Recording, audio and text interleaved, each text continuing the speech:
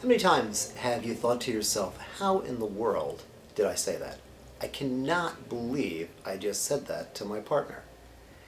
In reality, most of us would prefer to think of ourselves as rather calm, intellectual, poised, good communication skills. And yet, if someone snuck into our house and filmed us at our worst, we'd be awfully embarrassed. Imagine having to watch your worst interaction, your worst argument with your significant other at your worst. You'd be horrified.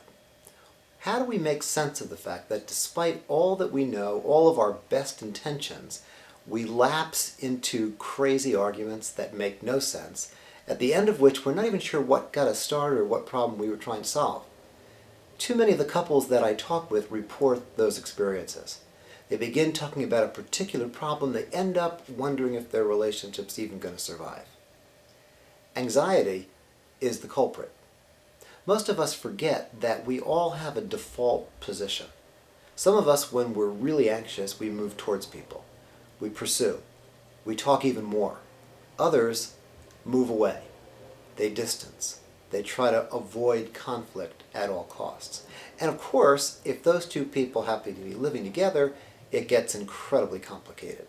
One person gets anxious, they want to talk, the other person pulls back. This begins this spiral, things begin to escalate, both blame the other, and yet in the end, both feel like they got nowhere, and neither take a look at themselves.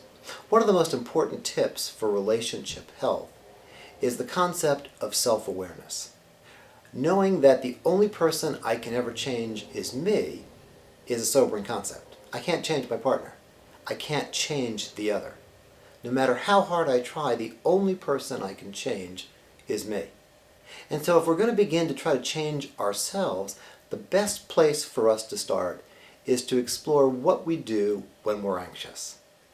What's your default when you're anxious? When you get really wired, you can feel it in your chest, you can feel your headache, you can feel your blood pressure going up. What do you usually do relationship-wise? Do you attack? Do you withdraw? Do you pursue? Do you hold back? Do you hide? Do you check out? Do you fantasize about finding someone else? Knowing that is the key to beginning to make change. Step one is recognize when you're anxious, listen to it in your body, feel it in your chest, feel it in your head, feel your body changing. Step two is to understand that you are anxious and catch yourself with what you're doing. Try to do something different.